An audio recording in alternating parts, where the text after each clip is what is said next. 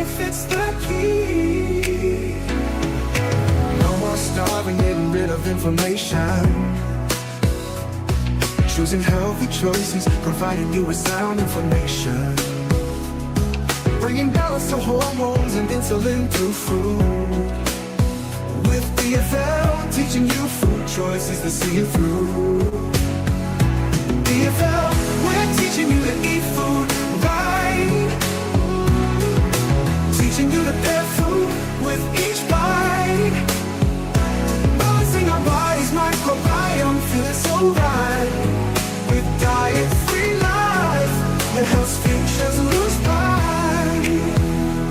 Let's wrap it up, baby. Let's wrap it up. Let's wrap it up. Let's wrap it up. Hello, everybody. This is Robert Ferguson, your nutritionist, a guy who shares because I care, and today is no different. Actually, today is different because I have a guest, someone that I recently met, who, the short of it, she lost 243 pounds. 243 pounds. Now, I've been helping people lose weight, get off medications, improve overall health. We've put together an evidence-based, clinically proven methodology. We've worked with big, giant companies, tons of celebrities, pro athletes. And in all of my years of doing what I've done, I have one client, and I've helped thousands of people. I have one client that was my client a little over 20 years ago that I helped her lose 290 pounds. And she's kept the weight off. Now, I've had quite a few lose over 200 pounds, thousands lose over 100 pounds. And of course, you have everything in between. But what's different about what Claudia did, and you'll hear it from her, is that Claudia, she did it on her own. She made a decision. And she wasn't a nutritionist. She didn't have a coach. And I'm sure in her story, I would be willing to bet she probably had some challenges just because of environment. But whatever the case, she did it. And we can all learn from it. See, I've always been a big believer, to this day and forever and ever and ever, in the three-legged stool. Meaning whenever you want to improve any part of your life, especially if you want to lose weight and establish a lifestyle, that there's three legs to that stool. You have mindset, motivation, right? That's one leg. You have nutrition. That's another leg. And then you have fitness or activity. Those three, to me, are equally important. Some of us are really good with nutrition, but yet we don't do well with fitness. Some of us do really, really well with fitness, but struggle with nutrition. Some of you, because I've had clients who are judges, executives, rich, poor, and they got the fitness down. They can quote things when it comes to fitness. They got the nutrition down. They got books all over the house, but they don't have the mindset. So you can have the knowledge, but if you don't have the mindset, I'm telling you, you can only go so far. So they're all equally important, and each one of us is stronger in other areas compared to each other. But at the end of the day, they're all important. Now, before I bring Claudia on, let me just take a moment and invite you to our upcoming Food as Medicine conference. It's online. Sign up now because we have the early bird special. I'm talking 75% off. That will change this coming week. So if you're going to come on board, get on board ASAP. Other than that, we have other links. Make sure you subscribe to our newsletter. And if you would like a free consultation with me or any of our coaches, just reach out, schedule it, and we will get in touch with you. Okay. I am so happy that we're at a place now where we can bring her on. All right, we are going to bring on Claudia. Okay, so without further delay, let's bring her on. What's up, Claudia? Hi, Robert. How's it going? It is going, and I'm so thankful. It's one thing to meet someone over the phone, but, Yes. A couple weeks ago, I got to meet you in person. Yes. And you are so much more than what I experienced over the phone, and what I experienced over the phone was amazing. Thank you. So now, before we dive in, I just want to bring up a picture because that's you. Hmm. Yes, that's me. That was 2014.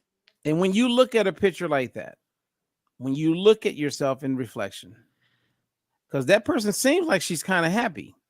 Hmm. What was going on? Tell us about her.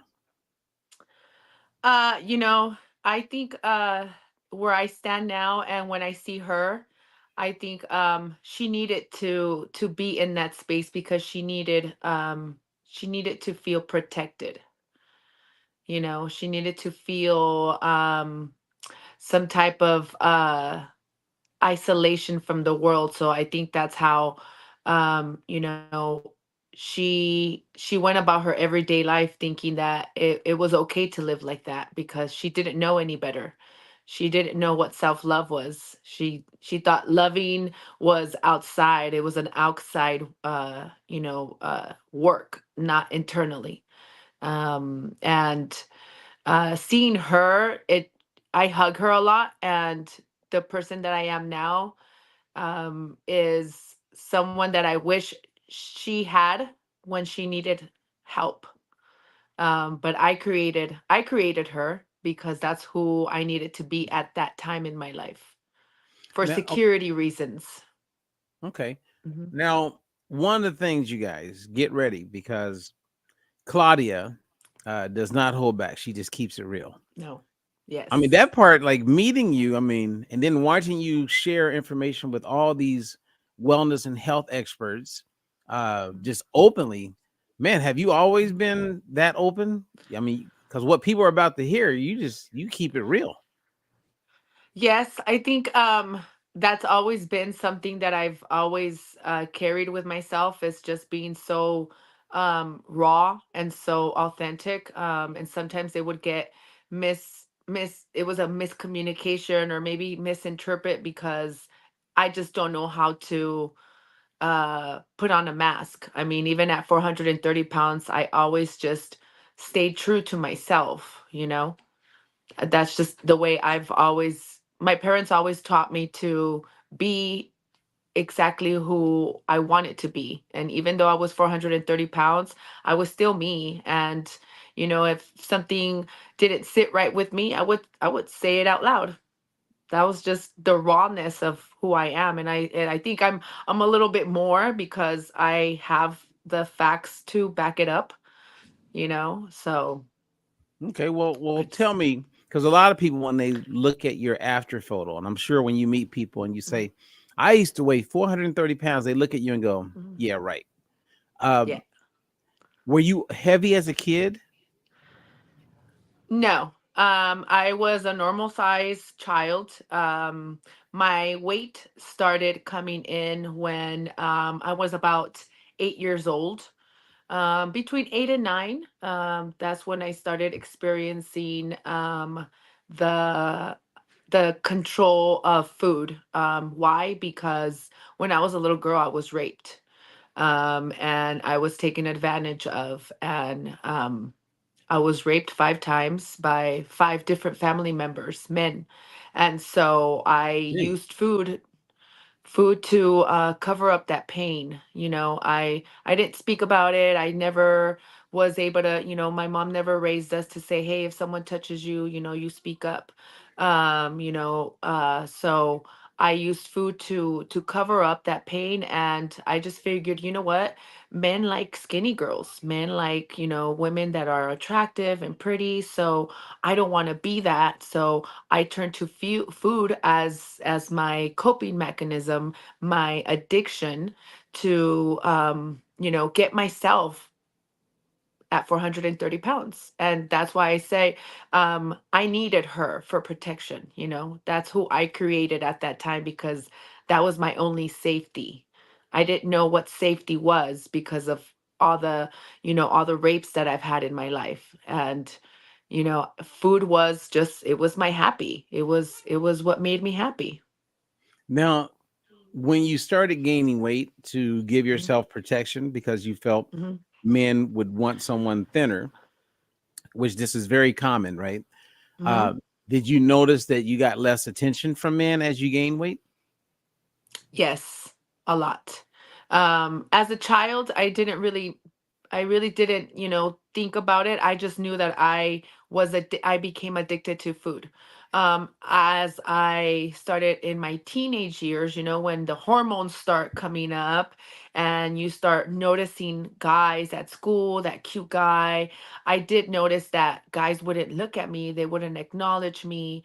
And at the same time, it was what I wanted. So I actually was manifesting without even knowing. I was creating that woman, that girl that didn't want to be seen.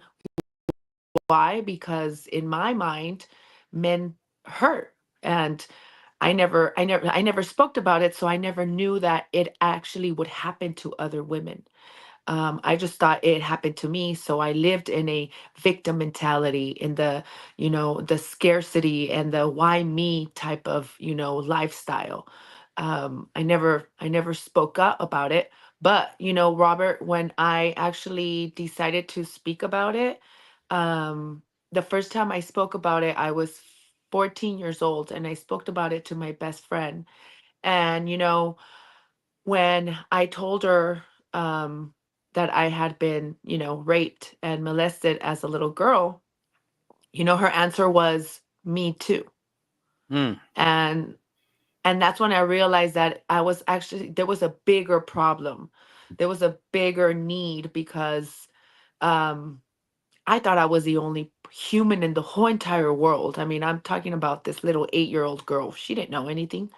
And then it goes back to when these monsters touch you, the first thing they tell you is, don't tell no one, or because then you're going to get in trouble. And let me tell you, there's no little 8-year-old girl that wants to be in trouble. Right. No one wants to be in trouble at 8 years old, right? So it became more of a wake up call, like, wow, I'm not the only one. So what does this look like? And as I started speaking about it more, I noticed that I started healing myself. And I started noticing that out of 5 women that I would speak to, 3 of them would say, "Me too." And Wow. that was a big shocker for me. Now, did you ever share this with your parents? Not until COVID. Not Okay. about what, 4 years ago. I actually started healing. I started, understanding where my food addiction came. I always knew what had happened to me, but I kind of like put it on the bottom of the rug, and like I said, I never really talked about it to my parents because once again it was family members. And what would that Thanksgiving dinner look like without that one uncle that did what he did to me? Wow. Were my parents gonna believe me?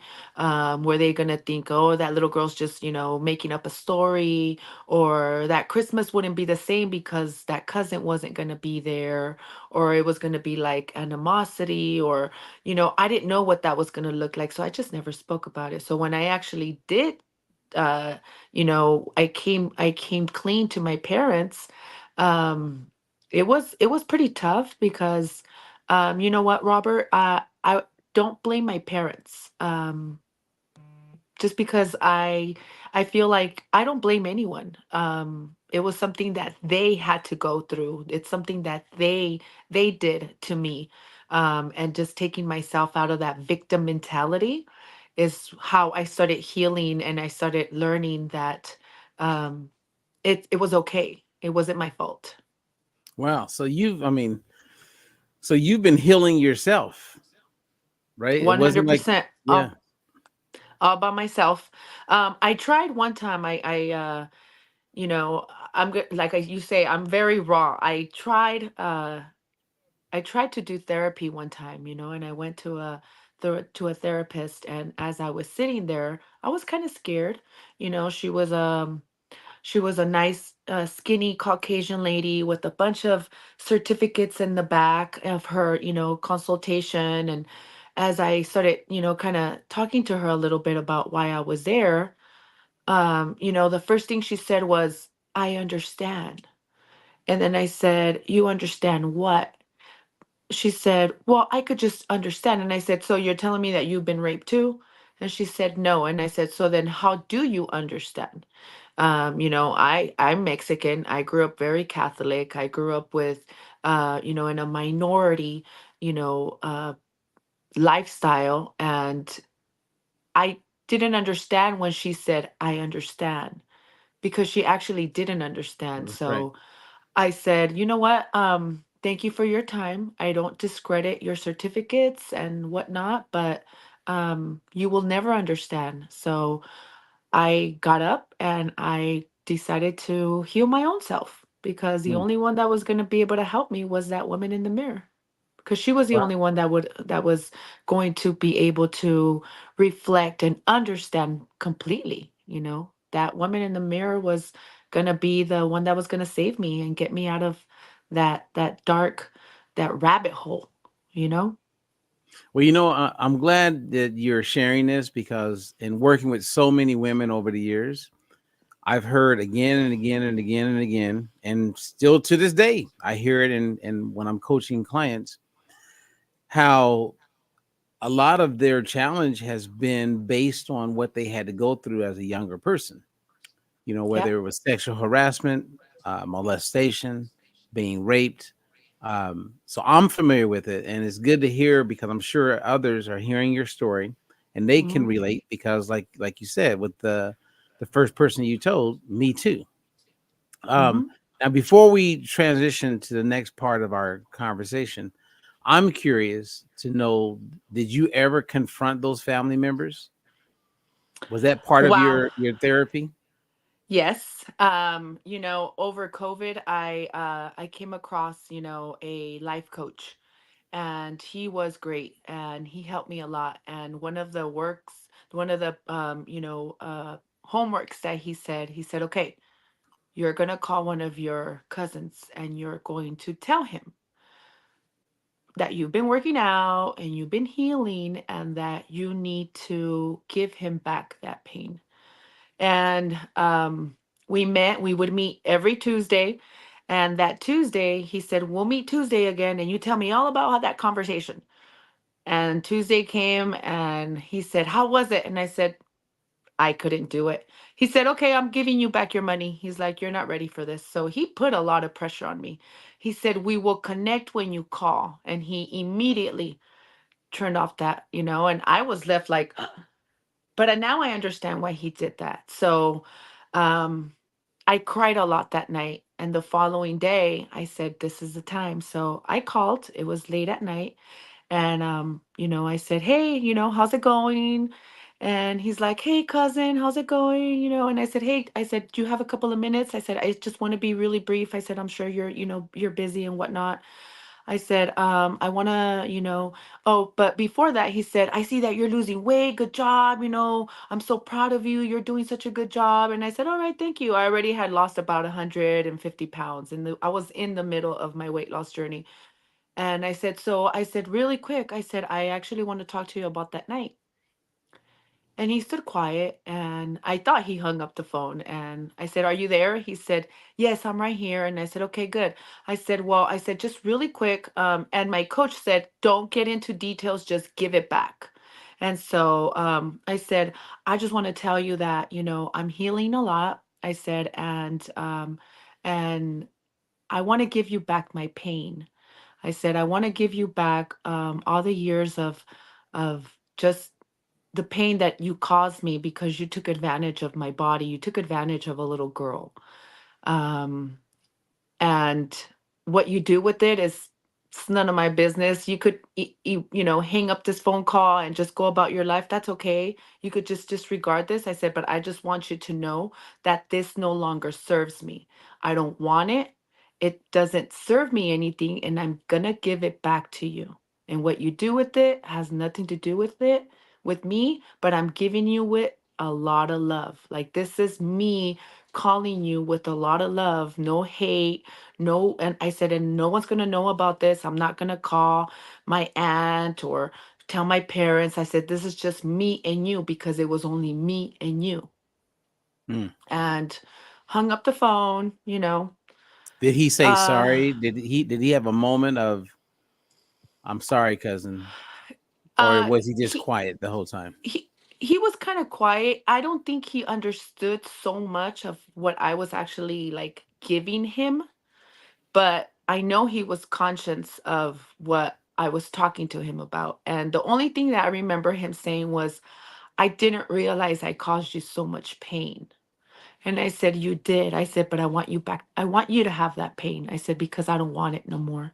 I said, and there's a point where I'm going to have surgery for my skin removal. I said, and I want you to help me. I want you to sponsor me. I said, because you're going to help me take the skin off. And he said, okay. And that was it. And I said, okay, I got to go. And I made it really quick. And you know what, Robert? About 2 months after that conversation, he committed suicide. No Uh, way. and Oh, it was at first I was kind of mad, I didn't feel like no sympathy. I was like, oh my God, you can I cuss? yeah. I said, you coward piece of shit. I can't believe you just straight up like, you just checked out like that. Just straight up. I was like, and it just made me realize that I was on the right path, that everything that I had felt, I actually gave him that energy and he could not handle it. There was no way. I think those 2 months he lived in constant, Oh, I bet. he overdosed. And I know that it was really, it was, it just came out of nowhere, you know? And Wow. then I did it again. I did it again with another cousin of mine, you know, he lived in Mexico, and he didn't answer my phone call for whatever reason.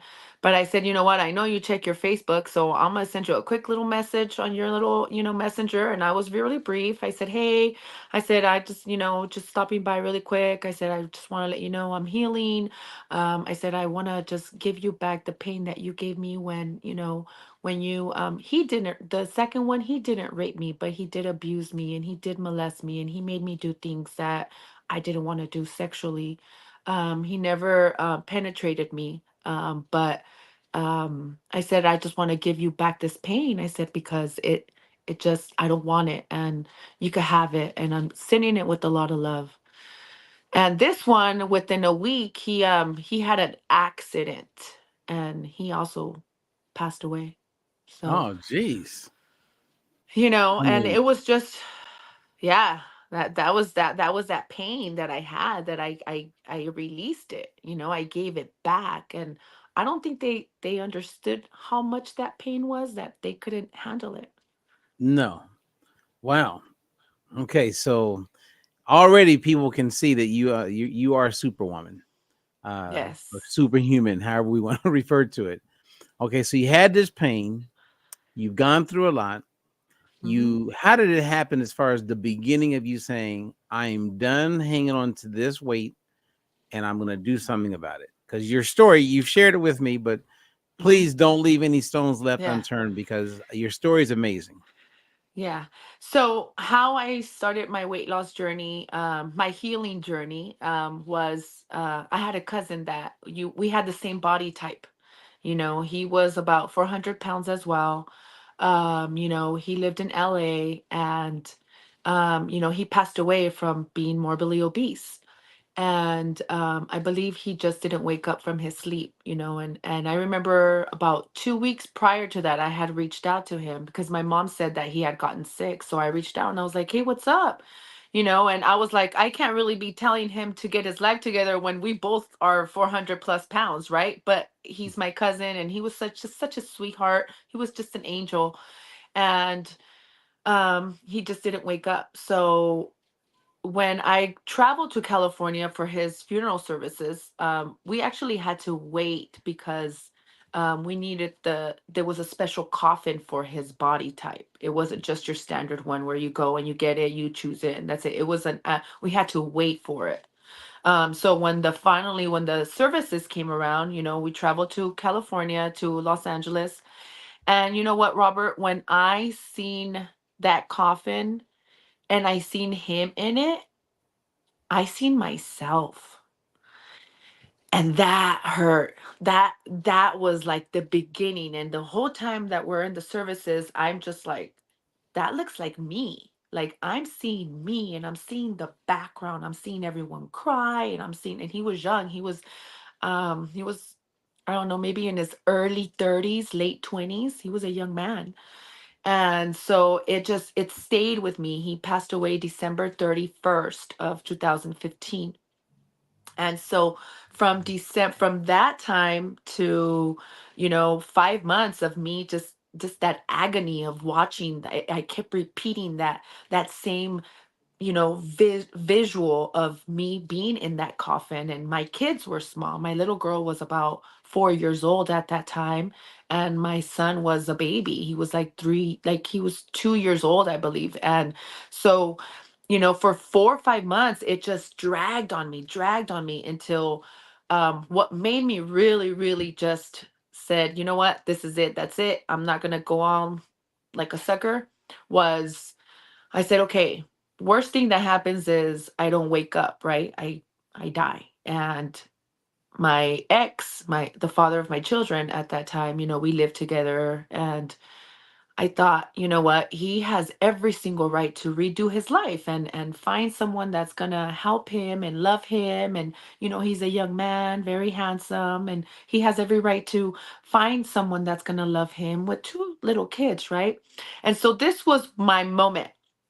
I said, this woman that he meets, um, she's either going to be a monster, like a mean stepmom to my child, to both my kids, and Yeah. she's going to be like that wicked, stepmom and just being mean to my kids, or she'll be the most amazing woman to my kids, and my kids will forget about me. And I said, well, it's neither. So that May 2nd, 2016, I got up from the couch and I said, I'll be right back. And I went to a park down the street from my house called Sunset Park. And I just remember walking. I didn't go and change my diet. I didn't go and buy, nutrition food. I didn't know anything. I was 430 pounds, just desperate. I didn't go buy new tennies. I didn't go get new outfit, nothing. I just said, you know what? I'll be right back. I went to the park and I just looked up and I said, I don't know what you look like. I said, I need your help. I don't know. I don't even know if you exist, but I need you to help me. I need you to show me that I can change my life through you. Nothing's going to happen if you don't help me, because all my life my mom taught me about, I grew up Catholic, so everything was like a guilt, guilt, guilt. Um, but it was more like I wanted to connect to something higher, you know? And so I said, and at that time I had a lot of rage in my life. I said, and I'm going to show up tomorrow and you better be here. And I don't care if you're busy with someone else, but I'm going to be here tomorrow. So whatever it is that you're out there helping someone else, I need you to come to me because I need you to help me. And that track took me 37 minutes. I cried. I don't know if it was sweat, snot, tears, but I just remember listening to myself. And I was 430 pounds. That was a lot of weight that was walking. I never walked in my life. I started having sciatic pain nerve, heel spurs, my knees. I mean, you could think of everything that just would make me to stop. But there was something that said, no, you're gonna just keep walking. As time progressed, um, every week it would get better and better. And so I would say, okay, I started walking very slowly. From walking, it went from walking to power walking. From power walking, I started kind of like jogging little pieces. And then I'd be like, okay, what if you just jog to that little bush over there? Let's go. And so I would just jog to the bush. And I'm like, okay, well, how about if you just jog a little more? And then I started running and just, it was just steps. I didn't think of anything besides just me showing up to that track. The longest that took that track was 37 minutes. And my goal was to every week, even if it was 20 seconds, to beat that same goal, that goal and goal and goal. So every week I would put myself a goal, even if it was 2 seconds that I beat that one. I wasn't hard on myself. That is one thing that I learned was to start being patient with myself and just to listen to my heart. And the lowest on that track was 14 minutes. So I went from 37 minutes to 14 minutes. And I just started running and running and I started connecting with a new version of myself every single day Now, in the can I? mirror. I'm going to assume. Mhm, Well, I don't want to assume. So, but mhm, for clarity, for those, when you mhm. say the person you were talking to was God, Yes, God, right? So with God, God, God Almighty. so would it be accurate for me to say that there's a part of you that surrendered to everything 100%. else and to God, and you said, "Help me," Yep, and yep, then you showed up, and God showed up, and together you started walking around this track. yes. And did at that point did you start eating a little different, or did you stop eating what you ate that got you to 400? Like, what did you do with nutrition, or there was no nutrition at first? At first, there was absolutely no nutrition knowledge or nothing. I just would go to the park. And then, but what I noticed was that the food that I was eating was not complementing my workouts. My workouts were just walking. And I would just be like, God, I feel so heavy today. And so when I would walk, I didn't listen to music, nothing. It was just me and God. And so I would like have a whole like it was like I would put PowerPoints in my mind of like, okay, what did you do? What did you eat today? What was your food like today? What did you go eat for breakfast? What did you go eat? So 430 pounds, you could imagine what a breakfast looked like. I think I consumed maybe like 2,000 calories in just breakfast. you know I worked for the government. I worked for the state of Nevada for 20 years, and across the street from my office was a fast food restaurant, Sonic, and I used to go and get the Texas toast sandwich with extra mayo, extra bacon, a large diet coke, and tater tots with a lot of ketchup, and that was my breakfast. And but it goes back to that hunger. I didn't know how to control it. All I did was started to walk. Then I started realizing, okay, well, maybe I shouldn't eat this, and maybe my workouts will be better. Maybe my walk tonight will be better. I won't feel so heavy. Man, So I started just cutting out the foods that got me to 430 pounds. Um then I started realizing that, okay, nutrition has a lot to do with it. So I started cutting out my biggest thing was, Mexican bread. I wouldn't eat it. I changed everything from I never followed a diet. I didn't have recognition of anything, Robert. I was 430 pounds. I didn't know what a diet was. I heard diet and I was like, ah, I just feel like I was caged when I would hear the word diet. So I said, well, I don't want it to be a diet. I just want to stop eating what I'm eating that got me to 430 pounds and just be a little bit more smart. So I started, boiling eggs, which that's always been my staple till this day. I boil about 18 eggs and I'll eat those in the morning because that's something that's just easier for me. And I just hmm, started really focusing on my diet. And when I say diet, I mean like I started realizing that what was in my plate. What did my plate look like? My plate needed to have greens, and mind you, I didn't know. I never took a nutrition class. I never spoke to a nutritionist. I nothing. I just figured, and I'm talking about 8, 9 years ago when I started my journey. I just figured protein, vegetables, and try. And in my mind, I would just stay away from carbs because it's so tabooed. Like carbs, stay away. Not realizing that I can have a little bit of carbs, right? I started educating myself. I started reading. I would go on YouTube. I just started just consuming so much information. And so I started putting boundaries not on my ex, because he would started he noticed so much change, and he'd be like, "Oh, mommy, I brought you some bread," and I'm like, "I don't want to eat that," and so it became, in my journey there was a lot of monsters that came with that, and I needed to learn how to also remove those barriers, those blocks, those big mountains that I had to climb. And I just said, you know what?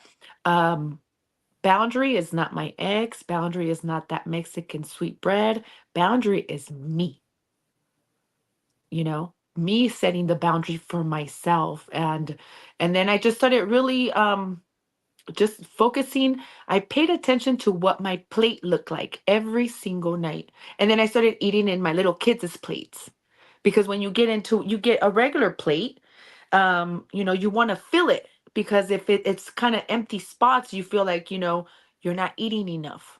So I Right. started using my kids' little plates, I started using the small little plastic plates.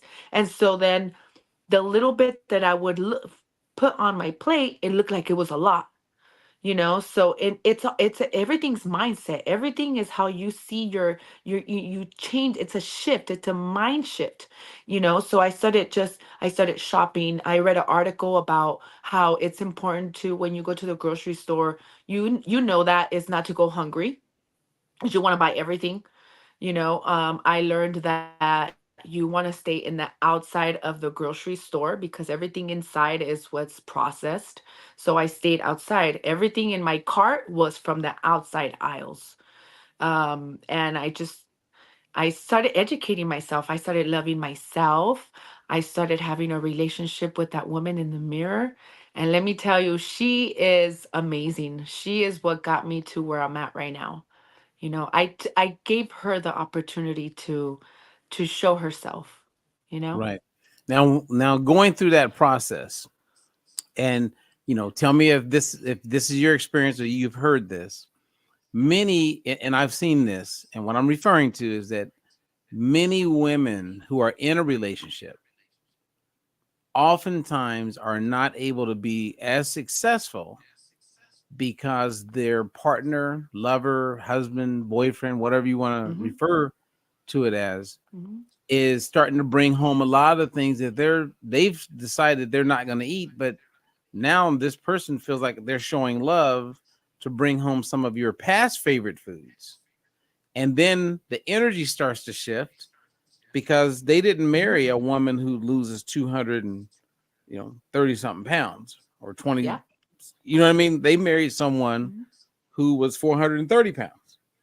Yeah. And Yeah. as you were transforming, how did your, I don't know, ex maybe, Yeah. Yeah. My how yes. did he deal Mhm. with that? What was that like? How did you navigate that? At first he was, he thought it was more like, as he would see me kind of roller coast, through, I want to lose weight, or I just want to be healthy. And then he thought, oh, she's going to fall off at some point, which I kind of expected that too. But like I said, I started really just digging deep down inside of me. And so what happened was, I noticed that he started bringing, like, he would stop at this bakery, this Mexican bakery, and he would come home. He's like, "Oh, mommy, I stopped at that bakery." And I'm like, "Why? If it's not on your way home, like, why would you do that?"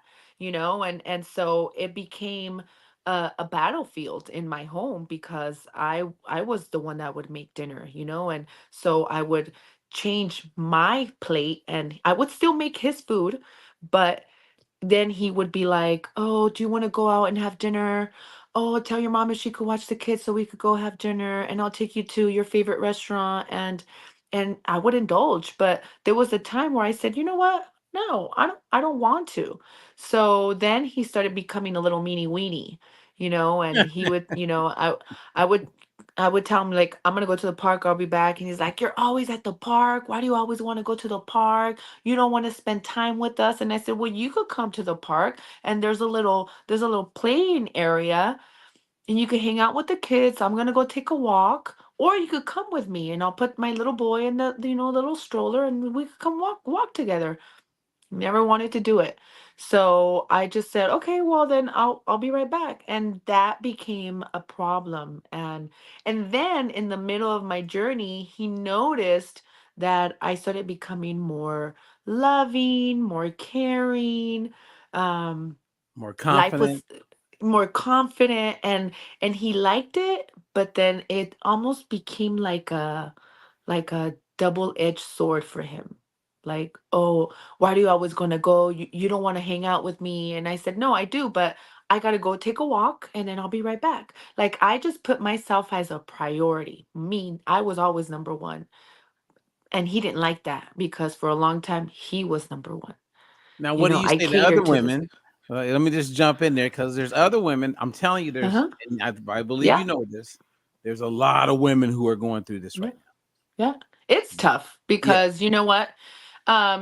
We tend to want love, we um but no one's gonna love you like you love yourself, honestly. And so when I started loving myself, I started realizing that, he was putting so many barriers and he was, like I said, he was becoming a meanie weenie. And I said, you know what? No, I'm gonna stick to my guns.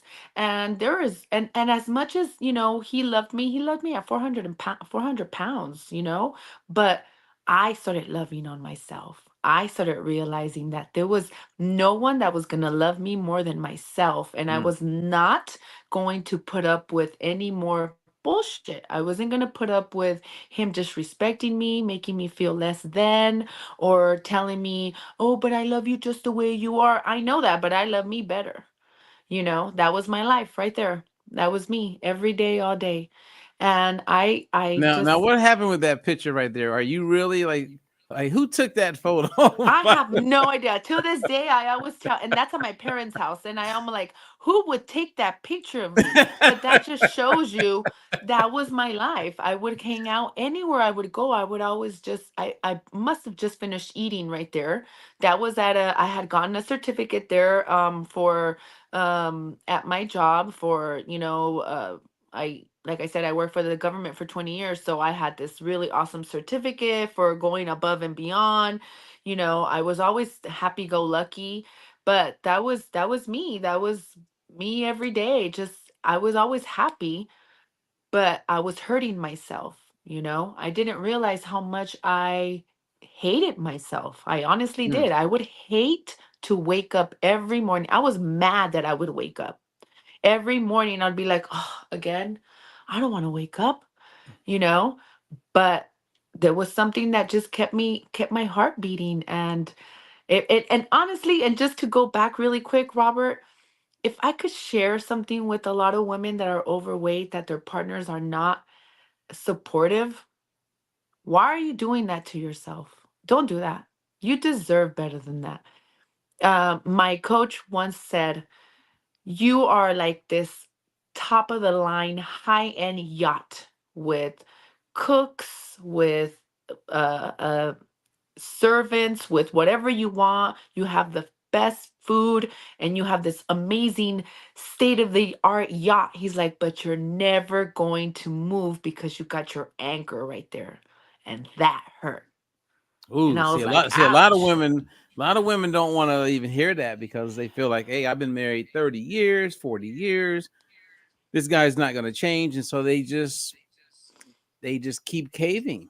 They You live in never. a drug house. Yeah. You're never going to heal. You're never going to heal until you remove yourself from that energy and start realizing that no one's going to love you like you love yourself. Not even that 30-year relationship, that history that you had. You can't be faithful to someone if you're not faithful to yourself. That woman in the mirror is you're going to develop a new relationship. Something that I did in my weight loss journey was have a relationship with the woman in the mirror because how many times do we see ourselves? The first thing that we do, we wake up, what, and we go straight to the restroom, use the restroom, and then, we shower and then we brush our teeth, and you're looking at yourself in the mirror. You do your hair, your makeup, make sure your eyelashes are done. You don't have nothing going on in your face, and you're looking at yourself in the mirror, right? But how many times do you actually look at yourself in the mirror and actually say, I love you? Me. I would always say, I love you. And it took me a while to say it. But we say I love you to the cats, the dogs, the neighbors, your kids. You come home from school, from work, from a long day, and the first thing you say is, I love you. You send a text to your friend, I love you. But how many times do you say, I love you to yourself? Like, honestly, when was the last time that you looked at yourself in the mirror and said, I love you, Right. and meant it? Well, you And definitely that's where meant that love it is. There it is. when you, Hmm. I mean, there's a lot of people That's me who in the mirror. are over 400 pounds and they're afraid to Hmm. lose weight because of the concern of the skin. That's Um, okay. and you tackled it. And look, I mean, you show these pictures Hmm. publicly, Hmm. Yes. and I'm very raw. I mean, you just keep it real. Yep. Yep. Yep. Because once again, I wish, that morbidly obese woman had someone like who I am right now. Right. You know, I wish there was someone like me right now that could speak to that woman and say, you can do it as long as you don't give up. You have to stay in it. How I also was able to break away from my ex was, I noticed that everything I started doing was party of three. If I'd go anywhere with my kids, party of three, party of three. And he was never around. He never wanted to really hang out. He would always be home. And so I said, you know what? Well, then let's fucking make it party of three. You gotta go. And that's exactly what I did. I told him, I said, you have 30 days to move out, and there's just no, I don't, and you could take whatever you want. You could take the TV, you could take whatever it is you want, but you can't take me and my kids. And that's exactly how it went. And it's really the power of like, visualize what you can't see. You have to visualize yourself, and you have to just walk every single day. And so I made it a party of three because I started speaking it into existence. I started manifesting party of three, party of three. Well, let's go, party of three. And so it's still party of three. I haven't dated, and that's okay because I'm dating myself. I'm getting to learn a new version of myself, and there's no man out there that's going to love you like you love yourself. And if you don't know how to love yourself, start with having a conversation with the lady in the mirror, because honestly, that's who's going to get you to where you want to be. I love it. Well, Susie Yes. posted, she said, pan dulce, Pan Me- dulce and Mexican Mexican bread is bread it? is a huge challenge for all of us. Yes, it is. It Okay. is. you know, It sure is. Uh-huh. I'm gonna bring Sharon into this conversation because you met Yes. Sharon, and Sharon's Yes, I my did. my she's my we have some real fun spiritual conversations, and that's what I pick up from you. And so it'll be Yes. interesting to hear what Sharon's thinking, and I'm sure she may have some questions because she's in she's on her journey to lose weight Yes. and to constantly improve her health. So let's see here. Let's bring Sharon on here. What's up, Sharon? Wow, Claudia, it Hi, was such, Sharon again. I can't wait to watch the replay of this because I got here a few minutes late, but I'm in awe. You are amazing. And I was almost going to put in the chat, don't bother with me, Thank you. Robert. Keep this lady talking because she's awesome. You know? Well, I Thank mean, you. Thank you, Sharon. but I would love your perspective because I'm sure you have a question. And yeah, the beginning of our conversation, she laid it down extremely well. She's very well spoken, as you know, and Yeah. shared her story. And I would love if ever like okay, actually, I'll share this story with you guys because this happened to me. I don't know, 25 years ago. And what happens, I went to Hawaii to meet with a woman who is a psychologist. And I was wanting at that point to get into a doctorate program. So I got my master's in counseling psychology. And so I wanted to meet with this woman because she was a pioneer when it came to the person who would interview people who were in line to get bariatric surgery. And so I go meet with her and think about Hawaii. We have a lot of Tonga, Samoans, people when they look at like to be heavy, they see that still as beautiful. Mm. Hmm. And you started Yep. having quite a few of those people in those populations getting the surgery because they wanted to be healthier, they wanted to lose weight. And I asked her, I said, can I ask you this question? She says, sure, whatever you want to ask. I said, if people could go and learn how to love themselves, if they could upgrade their self-esteem, do you think if people took a course like that we would still need bariatric surgery? And she looked at me and she says, no. So exactly what you did, Claudia, by putting in the energy and discovering how to love yourself and to get God in your corner, Yes. is exactly what this woman was saying. Like Yeah, you did it. And I'm sure, Sharon, you know what I'm saying, right? Because that's a big part of a lot of your absolutely. training in the past, right?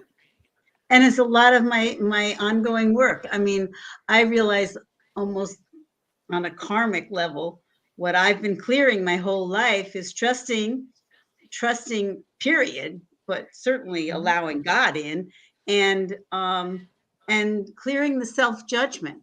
As long as I didn't Yes. have God in my picture, I had to do everything and know everything, and every problem was mine to fix, and I couldn't do it. Mhm. It wasn't until I brought God in that I was really freer to go beyond the platitudes of I love myself to really loving myself and really getting that I am loved and cared for by a loving God. And I have these That's right. conversations with Jesus almost every day.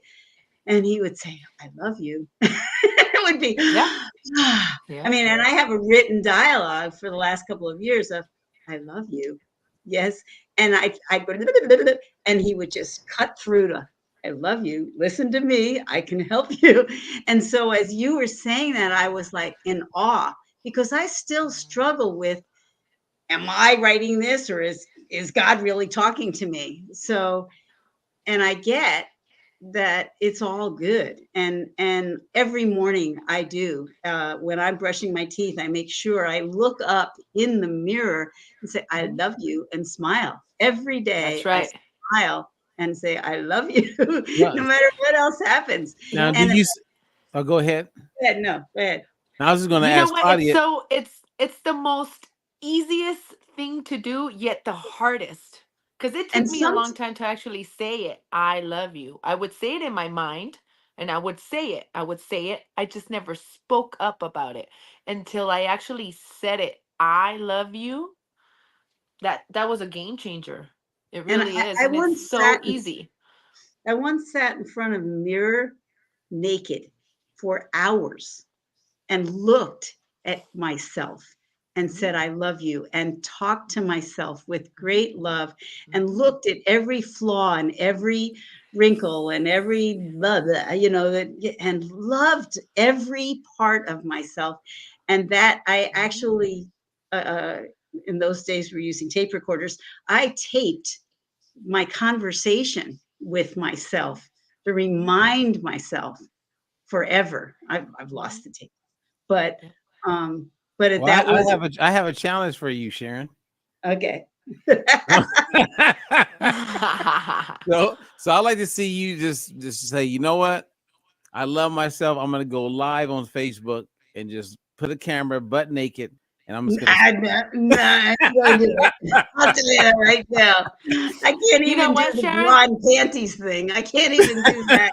Yeah, you know what, Sharon? That's something that that's how I started. I started really doing a lot of mirror work. Was just completely raw, no clothes on. I have a lot of pictures of my progress of just me holding, kind of covering my breast for pictures because my stomach wouldn't show my private. I would hide it, and it goes back to there. You go. That was me. That's me doing the work and just saying I love you. Just complete. Now you see that I'm wearing some panties and a bra, but there was a time where I covered my private. Why? Because that's where everything started. Someone took advantage of it, so I covered it. I put it away.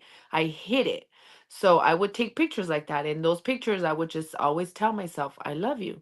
And I'm perfectly in God's eyes, and God made me like this. And everything that I am going through is because that's what God needed me to go through so that I could be in this moment now and show women that you can change and you can heal. You can improve. I don't have it at my fingertips, but I have a poem from the University of Santa Monica, Robert, that is it's a marriage prayer. The only person you're going to be with for the rest of your life is you. I'm going to That's find this right. prayer and send it to you, Claudia, because Okay. I you'll would love love it. that. Thank Well, I you. mean, You'll I love would like to get a copy of it too, Sharon. it. Okay. I was kidding. Wait, so let me give you a little recap, Sharon, and then then Claudia, I want you to take it to the next step or the next level Okay. of understanding. Is Claudia was very clear up front about the pain she was in. She had been taken advantage of by men as a young kid and was dealing with that pain. And she also shared how she gave it back to some of these people by getting to a place where she could do that. And she talked about how she got started going to the track and the pain she was going through and how she got better. But I remember you also saying, Claudia, that you got to a place where you said, okay, I'm going to stop eating the foods that I was eating and then the way I ate them to gain all this weight. Mhm. And now I'm going to start eating I'm going to eat only things that come from the oven. I mean, I don't know. It Yeah. was like logical to her to eat Yeah. protein Yeah. and vegetables and forget all the other stuff. Yeah. So Yeah. innately, walk us through like all the little changes and challenges that you did Mhm. to as far as how you approach nutrition without knowledge. You just innately did it with God's help, of course. Yes. So I started, like I said, I started YouTubing healthy foods. I started, Instagram became more popular and more popular. So I started really focusing on finding nutritional coaches, what works, because really, um, like I said, it's not a diet, it's a lifestyle. You have to change your mindset to a lifestyle. There's no diet that works. You have to just be aware of everything that goes in your mouth. And like I told you, I started shopping outside the aisles. I stopped eating a lot of processed foods. I focused on making my plate look more vibrant.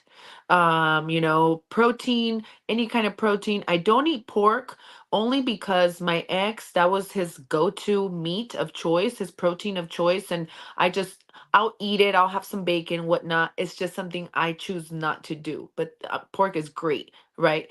It's just something that I don't like to do. But I started really focusing on, okay, well, what is this person doing? What is this person doing? I started just grabbing from everyone. I became like this nutritionist junkie. Like I just became this woman that just was into everybody. There was no right or wrong nutritional coach that I was being approached by, because once again, the universe and God works with you if you allow yourself to be taught. you know Mm. um what you seek is seeking you. What But you what's want also also wants interesting, you. what's interesting, Claudia, is that you had the discernment without having Robert as your coach. You had the Yeah. discernment to do that, because if I sort through all the information out there, eggs are good for you, eggs are bad for you, cholesterol's Hmm. Hmm. really bad, and who cares about Yeah. it? I mean, Yeah. whatever it is that whatever you want to support yourself with is out Yeah. there, and Yes. you can find somebody who, what was that stupid thing you played once where this guy was telling you, don't eat vegetables, don't eat protein. I don't Yeah. know. Yeah, Who is there's a that? lot of crazy information out there. Yeah. Yes. And I yet came you have across. the discernment, which is Mhm. really, and for me, Yes. the challenge that I am finally breaking through Mhm. is that deep down inside, I really didn't believe. I know that this works. I know that it's logical. It makes sense to me. But there's this other Mhm. part of me says, yeah, but it won't work for me. And Yeah. and I can't lose the weight. And last week Robert said something to me that clicked in my brain, because he said, you get right up to the edge and then you sabotage yourself, which is true. And Mhm. it was like, one, I realize there's more inner work to do to stop that sabotage voice. But in addition, I'm taking different action. I may want to sabotage, and it's like I'm walking around the grocery store. Oh, there's the little tiramisu. Well, Polly would love that. Mhm. I'm not taking it. Yeah. And I didn't. I'm making better choices, because when I'm about to eat something that I know isn't good for me, I don't eat it. But Right. but that's not easy. A lot of times, oh, you can just, oh well, just once, who cares? It's not going to kill you. It won't matter, and Yeah. you're good enough. I look at Yeah. myself, and compared Yeah. to 400 pounds, I'm good enough. Yeah. But I know I can be more. I can do even better. And Right. it's Yes. partly about being beautiful, but it's Mhm. mostly about health, and it's mostly for Yes. me about self-mastery. And I Right. think Yes. I think the self-mastery piece has been another one of my lifelong things. It's like, well, when I lose the weight, then someone will love me. When I weighed Mhm. 110, I felt like that. Give me a Right. Yeah. break. Okay. Yeah. Hey, so this is Yeah. what I want to do. I want to switch it up a little bit. Mhm. We have a good 15, 20 minutes left. And so I'm going to ask you to do something, Sharon. And so I'm going to consult Sharon, and her job is to go to Claudia and ask some questions. So Okay. in my work, Claudia, we have this thing with coaches where we teach people how to do an information interview. So for Okay. instance, if my daughter wanted to be a doctor, I would say, "Sweetie, let's do an information interview." She goes, "Daddy, what's that?" I go, "I have 3 friends who are physicians. They've been physicians for quite a few years. They have families, and I want you to go interview them and find out what it's like to be a physician." And then my daughter says, like I don't understand that. I said, "Well, you may find out that they rarely see their family. You may find out that the pay is not what you thought it would be. And then after you gain this information from people who have the real experiential, you may say, Daddy, I don't want to be a doctor." So when I look Mhm. at Claudia Sharon, here's a woman who's lost almost 250 pounds. Mhm. She's done it, right? And she did it with a discernment, as you say, where she just figured it out. She got support from God. She has an amazing story. So I want you to go to her and do an information interview. Ask her questions, Mhm. right? That you need to know, because she's done it. Yeah. And then that information become yours, and it gets you excited about where you're headed. So if you don't mind, Claudia, I would love Sharon if she would role play with you. And well, Of actually, it's not course. even role playing. Just Yeah. ask her some Just questions. yeah. Well, I apologize, because you may have already said this, but I came in, I think, just as you were about to say what it was that made you just say, "Stop! I'm going to the park. I'm not doing this again." What was the tipping point that made you say, "I cannot stand being 450 pounds anymore," or whatever, 430 pounds? What was the tipping point? What made it happen? um like I was sharing with Robert, was seeing my cousin passed away, and we had the same body type. He was morbidly obese. He was, about 400 pounds, maybe a little less, but we had the same body type. And seeing that it took us a while to get his coffin, because it wasn't just your standard coffin. And then me like going up to see him, because it was a viewing, it was an open casket. And just me seeing that body, I seen my face there.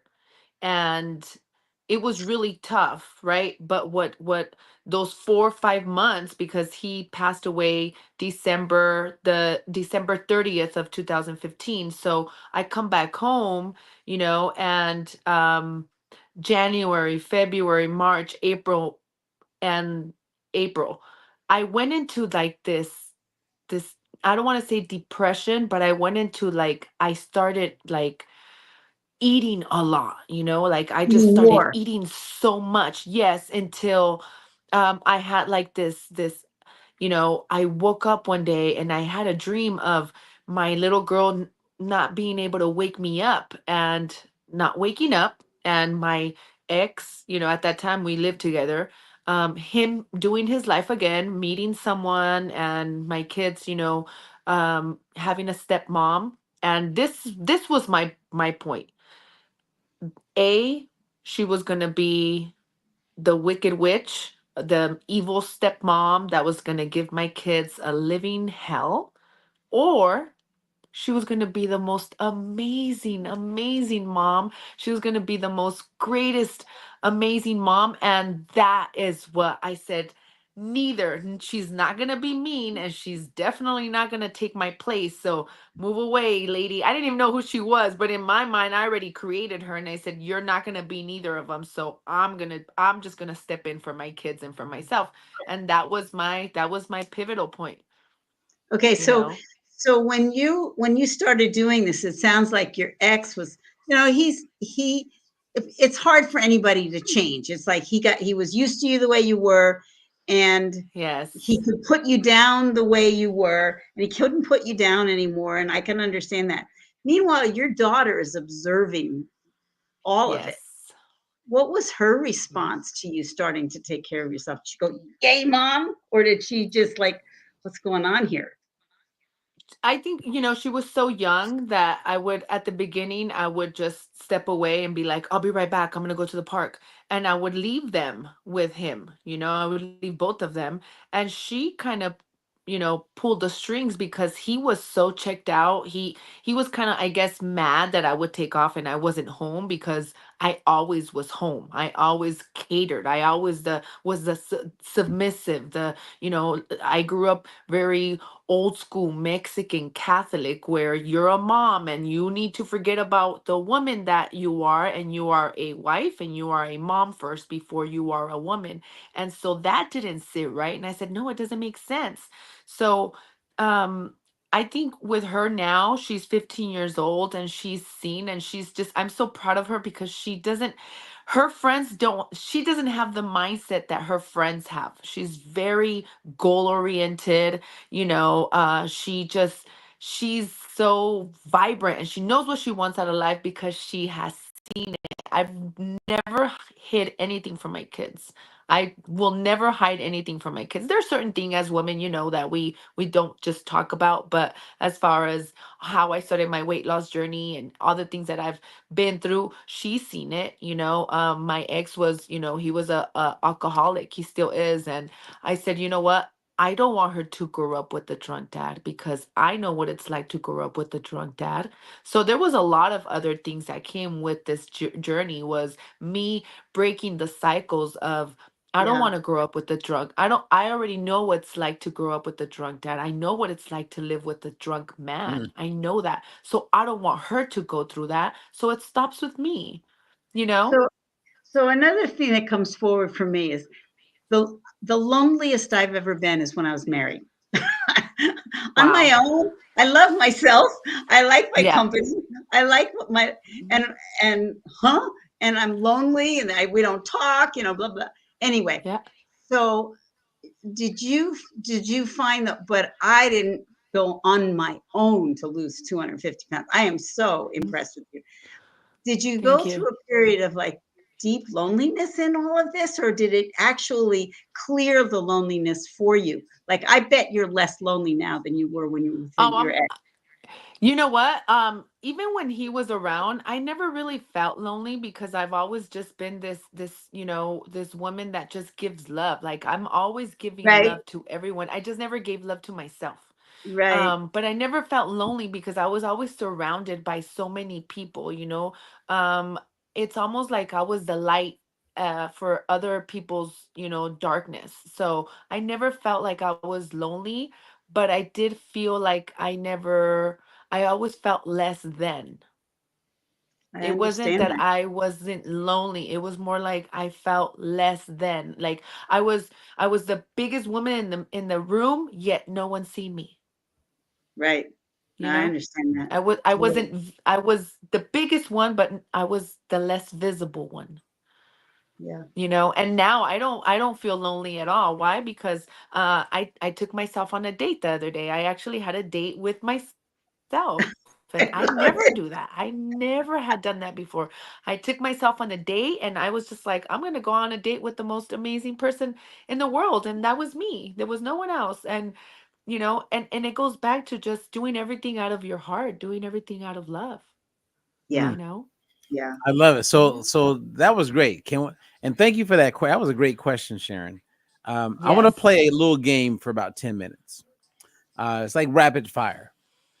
So what we're gonna do is I'm gonna ask a question, and then as fast as you can answer the question, Claudia, Hmm.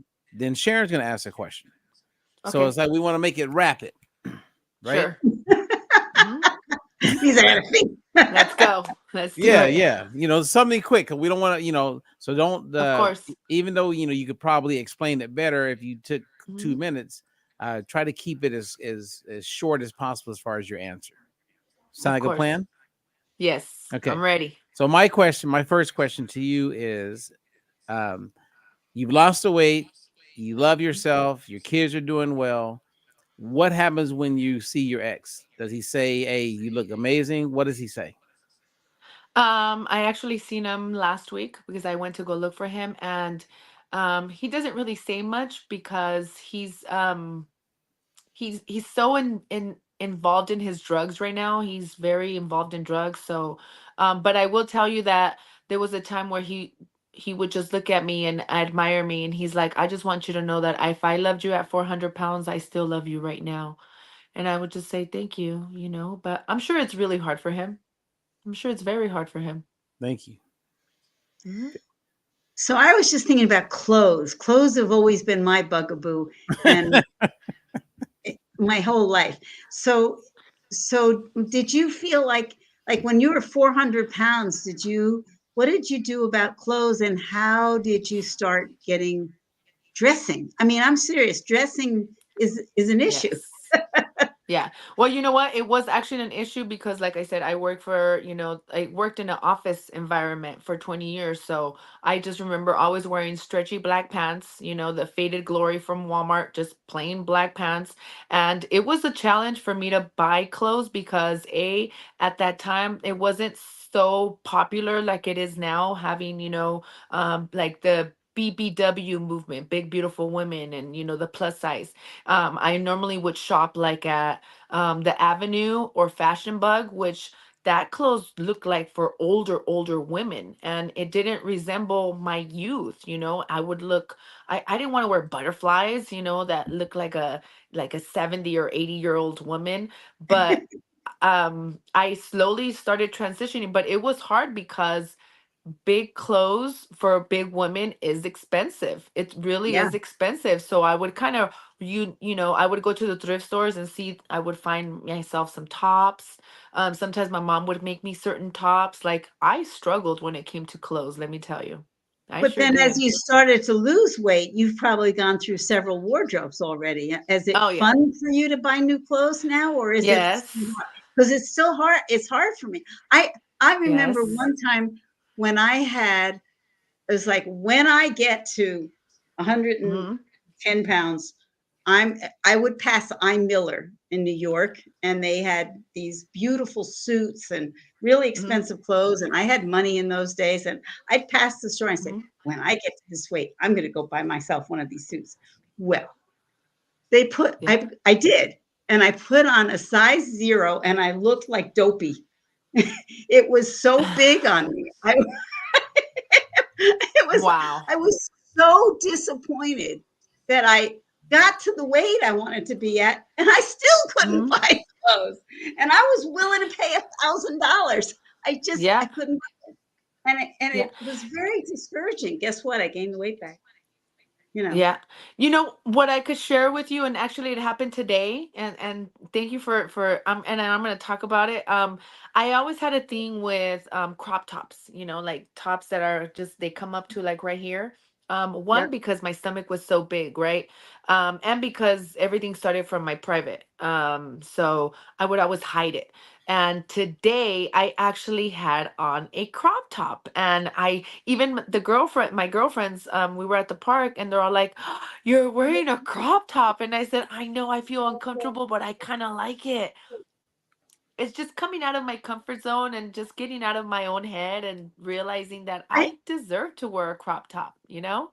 I still go through that. I go to Pilates all the time, and and I do have some skinny pants so that I can wear and so I can exercise. But Mhm. the idea of really getting an exercise outfit, it's like, I don't want to spend the money on that. but it's Yep. still an issue for me. And I Yep. think it goes back to that self-esteem and self-love, that Mhm. there's another layer for me to go through. And I'm looking at Yep. you and I am inspired. I am Thank inspired you. to myself. Okay, Connect. can we get back to the rapid fire part? Yes. I Yes. mean, Yes. I'm ready. I mean, Clothing is very important. Let me tell you. I shopped at thrift okay. stores for a long time because I Clothing couldn't keep is up. huge. And bras. How about a bra? And, and I'm Bra and not saying, panties. and remember, back and forth, Sharon. We're supposed to go back and forth. Okay, Robert, your turn. Well, thank God, Your thank turn. goodness we're not on broadcast national television, right? Okay, so my next question for you, Claudia, is: you've lost all this weight, you are where you Uh-huh. are. What's their response to what you've done? You know, my parents, they don't really share much, but I know and I see it in their eyes that they're very proud of me. My dad, you know, he doesn't, my parents are very old school, so they don't know how to express themselves, you know, but I will tell you that when I hear them talk about me to other people, Mm-hmm. that's like my reward because they don't really actually say it to me, but I hear the way they express themselves about me, and that's good enough for me, you know. I'm all for it, Okay, you know. Sharon. So you have two kids. You have a daughter and a son. Is he Yes. younger or older than your daughter? Rosario, she is 15, and Ezekiel, he is 12. Mhm. Okay, so does Ezekiel have any reaction or response to any of this? You know, Ezekiel is a mama's boy. And he just wants to he's like an old soul. He's very calm and he just wants to see me happy. You know, I truly believe that kids, and I honestly say it is, kids don't want I speak about my kids as they love to see me happy. Why? Because it's also a reflection of what I give them, you know. Mm-hmm. And I give them safetiness, which is something that I craved for a long time. I seeked safetiness, and I make sure that they're safe. And they're both my biggest fans, you know. But him in the position that he is as a young man, um, I make sure that we're constantly in communication. And I think that's another thing why I haven't dated yet, because I really enjoy spending time with my kids. I learned so much from them actually, you know? Yep. Yeah. Wow. Yeah. Well, what I would like to do, Sharon, I want you to think about. You get one more question. Oh no, it's your turn. Yeah. No, no, Yeah, it I'm is just your saying. turn. Well, I mean, it is, but I'm saying that we're going to be closing up, right? We're Okay. going to wrap it up. So I want Sharon. You can ask whatever question you want, and then I'm going to ask whatever question I want. But before we go there, Claudia, my last question in the rapid fire is this: when you see a woman that's over 400 pounds, over 300 pounds, 250 pounds, and you see her in the store, you see her walking um, at the park, like, do you ever just want to go and talk to these women, or for the ones who are sitting at home right now feeling like they're never going to be successful, what can you share with those who are in the struggle or looking at the struggle that could help them? I do get really frustrated when I see women that look like me or that they're morbidly obese. But I also recognize that that's also their journey. And I probably wouldn't have liked if someone would have just came up to me and said, "Hey, I can help you lose weight." But we're in different times now where I would love to help women, and what I would share with them is give yourself the opportunity to get to know yourself honestly, and see the power and the capacity that you have, because if you believe in other people, why wouldn't you believe in yourself? If you were able to believe in Santa Claus, you were able to believe in all these other things, why can't you just give yourself that opportunity to believe in yourself, that you can be a healthy, and this is not vanity, this is straight up healthy, like, give yourself the opportunity to live a a, a healthy, honorable lifestyle, you Mm, know? The other thing I heard is that you had to get honest with yourself. You had to be Mhm. honest with yourself and notice Mhm. what you ate that got you to 400 pounds. I know people Mhm. who are overweight and they have no they have no, well, it's not my fault. And they make excuses and, Mhm. well, I deserve this treat and stuff. Mhm. How did you get honest, get real? It had to do with my body movement because I became it became it's all put together, right? Um, when I would eat crappy, I had ugly workouts. And now I could tell you that I love working out. I love working out. It's part of, I wake up at, I'm part of, I always say I'm part of the 5 a.m. club. Why? Because I wake up every day early in the morning. I set my intention for the day. I meditate and then I get up and I make it to my 5 a.m. class. And so that 5 a.m. class makes me realize that I'm gonna have a good day. And when I don't make it to 5 a.m. class and I go to the 7 p.m. class and I have a shitty day that of eating, my workouts, they're not good. And so it all just kind of, it's a ripple effect, right? Everything, you combine everything, your mindset, your food, your body movement. Body movement is important because we have so many emotions trapped in there and we got to release them. We got to I learn got, how I to, got even if you one just start walking. I got one last quick question. I Yes. know that this was not a smooth, easy journey for you. And Mhm. how do you have, um, like a pattern interrupt that you do if you start to hear yourself judging yourself, like you're having a shitty day, Mhm. you didn't get to the 5 a.m. class. Do you have a way of being kind to yourself that changes an old pattern of beating yourself up? Because you had to have Yeah. beaten yourself up before. Oh, all the time. Yeah, I used to do it. Now it's I just honor myself, honestly. I'm more patient with myself and Mm. I recognize as soon as I meditate a lot, and you could say my life is very boring because I just But you I get up at focus. 5 to go to the class, but must get up at 4 to meditate and Yes. be ready for the Um class. yeah, a lot of people tell me it must be really hard to wake up early. No, it's not. You know what's hard? Is going to sleep Bed early. early enough. Same you problem. know so Yeah. it's really just coming back to myself and say, you know what, it's okay if you had a crappy day, recognizing it and learning from it, and then just move along, just let it go, because what happened yesterday, I have no control over it. I choose to live in the present moment every single day. I'm here right now. The That's rest so doesn't awesome. matter. I live in the past, I'm depressed. If I live in the future, I have anxiety. So I Anxiety. stay here right now. I'm here right now. Yeah. I Hmm. love it. I love Love it. Thank you. What I also love is I've spent probably over $100,000 learning what you taught yourself. And that's so powerful. It's like I need teachers and I need mentors and I need books and I need courses and I need, bullshit. Hmm. What I need is Yeah. to love myself. All I Uh-huh. need is to love myself and love God, Yeah.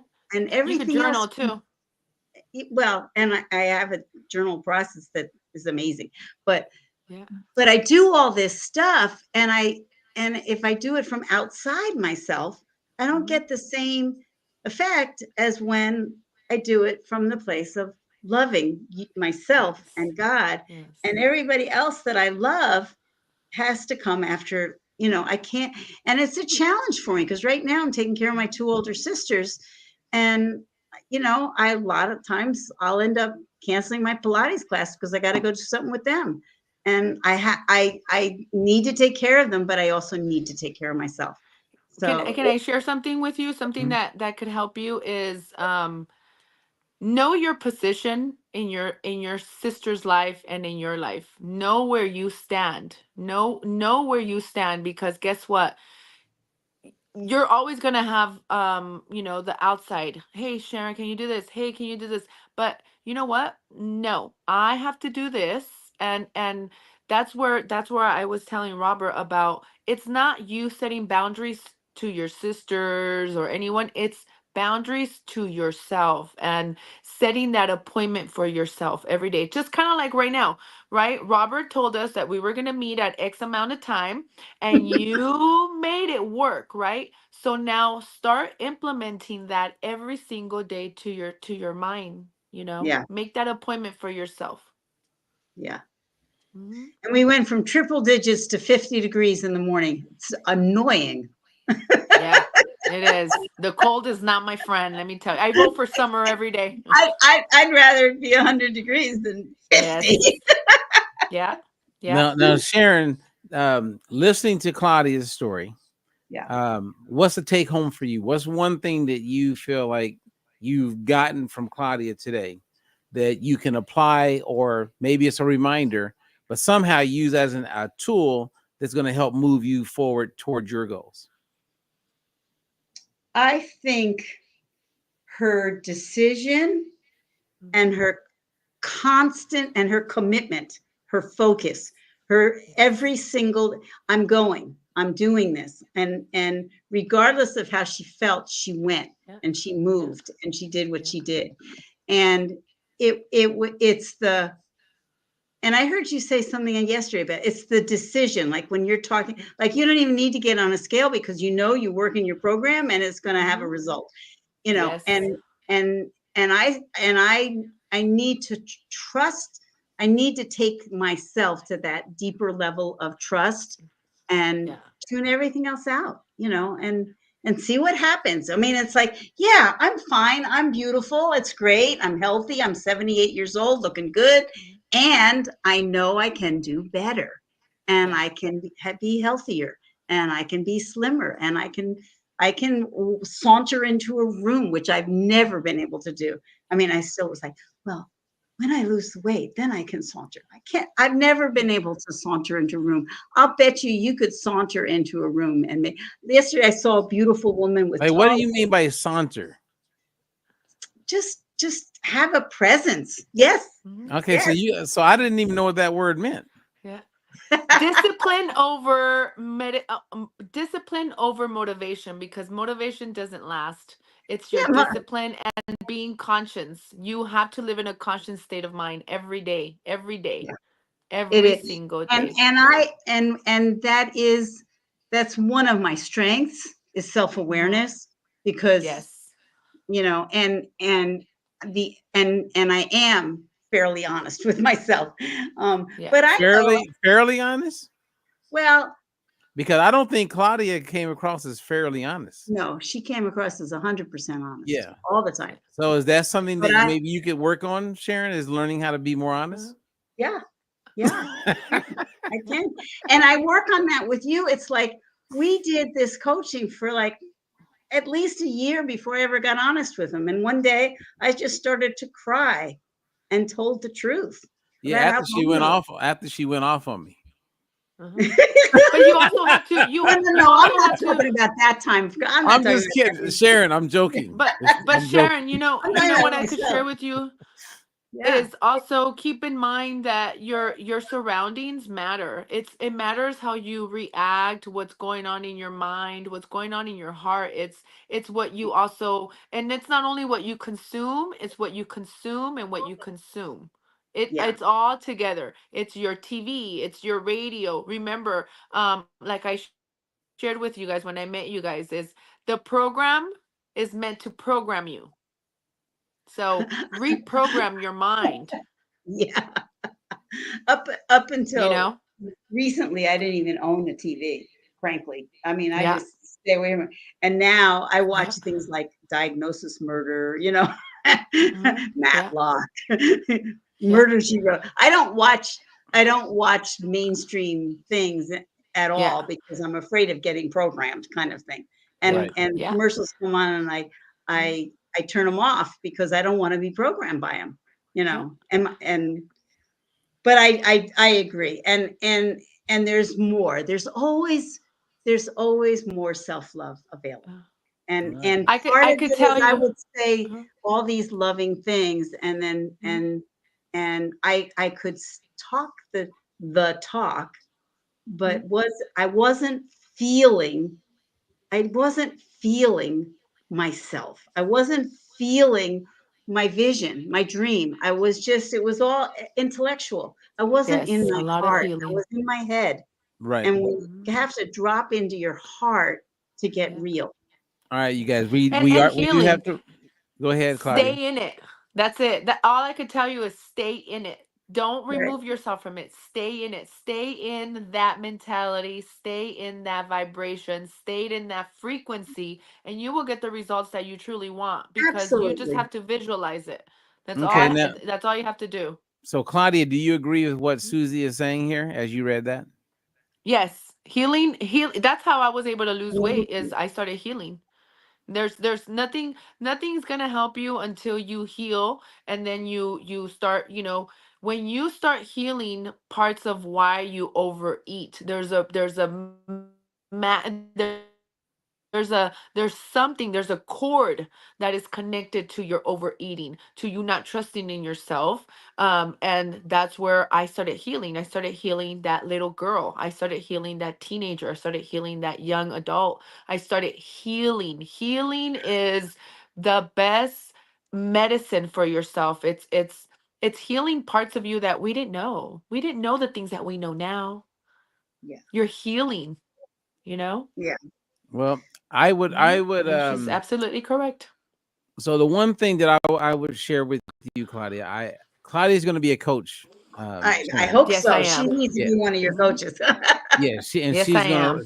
she's gonna rock it. And I'll tell you this in my experience: when you meet someone like Claudia, who will do the work, and you actually, because she had to figure it out on her own, Huh? that says a whole bunch about a person. Imagine if I was coaching her and she had that same discernment and that same commitment. I've had Ooh. clients like that. And the one lady that I coached that lost 290 pounds, she was Claudia. Yeah. Hmm. And I just was there for her. But But do you think you made her journey a little easier when oh, she I made her journey extremely easy. That's why what I Hmm. love about Claudia is that she figured it out. Yeah, Like I love it. like what you did, Claudia, in the world of health, weight loss, Hmm. nutrition, what you did is mind blowing. Because you're looking at your environment, you're looking at your Thank past, you. you're looking at things you overcame, you're looking at we know, I mean, we know how challenging it can be. And to Well, not he have you It's had God, so we yes. can't, overlook that. But most people don't Yeah. know how to tap into Yeah. their relationship with God to help them. Yeah. if you had met Yes, that is Robert correct. 100 pounds into your weight loss, and would you have tuned him out and said, "Nope, I'm doing this. I got it handled. I don't need Robert," and kept on going on your own, or do you think you would have welcomed that assistance? Because the reason I asked that I question is think I I was. would have. Uh-huh. Go ahead. Uh-huh. You think I you think would I have? would have, honestly, and not because I'm here right now. I would have given myself the opportunity because I would have avoided a lot of other things, and in my weight loss journey, I did gain weight. It was like this, but I stayed in it. I committed to myself, but I still would overeat. I would cheat myself. I would, and having someone that was going to guide me and help me, I know it would have been a little easier. I didn't allow myself to give the opportunity. I never did. I Because just figured I when I did this was to checking out, myself. I was just Uh, checking out of the grocery store on my way here, and this guy, I said, "Yeah, I'm late to a Zoom. I'm a guest on," and he said, "Can I ask you what's the subject of the Zoom?" And I said, "I work with a world-renowned nutritionist who helps people lose lose weight, get healthier without being on a diet, and educates people." And he said, "Oh, I don't need that. I just lost 100 pounds on my own. I don't need to. I don't need to see that at all." And I thought, yeah, he's proud. And I said, "You look good. You're not gonna gain it back. You're doing great." But it was, but that narrow, I can't let anything else in is what happens a lot, and Mm. especially when you've got all yeah, those mixed messages coming at you. So you're yeah. saying you would have let it in if you'd had an opportunity. Absolutely. if and to this day, I'm very, now I know how to be more vulnerable. I know how to let people in.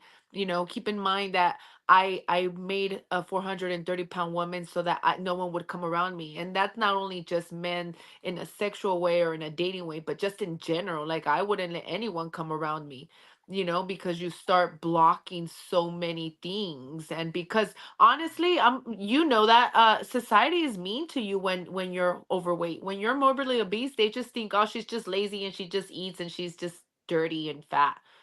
But there's more to us, you Right, know? right, And then having someone with the knowledge that Robert has, and the approach has a lot to do with it. right. And I think that's the main key, is the knowledge and the approach is how he makes that particular person feel, you know You are give going to them be one giving of them his that most that amazing space. coaches. Yeah, yeah, Thank you. she's already a coach. We're just Yeah. gonna just give her Yes. some additional tools. She already has it. So I want to say thank both of you. We went Yes. about 35 minutes over. Thank you. I know, that's why I was going to say, leave me out so you don't waste your time. It's all But good. I mean, I'm gonna tell It you was right now, Claudia. I mean, I could talk to you for hours. So Right. this is great. So we will definitely do a part 2, part 3, Yes. and thank you, Sharon, for being here as well. Well, thank you. Yes. Okay. I'm right here. All I'm right, you honored. guys. Thank you for I'm this honored space, to Robert. be You in can this Thank you, tell and that Sharon. the It was good lighting to see has you again. the lighting has changed. You see Claudia's lighting in Yeah, it. it's getting dark. It's getting dark already. Yeah, Yeah. here, And let me see. I'll Let me be see in if I can turn Vegas it on. soon. Hold on. Oh, okay. When you're coming back. Okay. Yeah, There we go. yeah. I'll be in Vegas, and the goal is to be in Vegas on a regular basis. Good. Yeah, All Good. right. that Good. is the Yes, goal. because we're gonna be doing Especially a lot like, of big things, Robert. yes, well, having a coach in Vegas also, like when you start going, then I'll be there to support you and to help Yes. you like grow your business in Perfect. Vegas, because I know a lot of people in Vegas and a lot of connecting. So Yes. we'll all be together soon. Yes. Okay.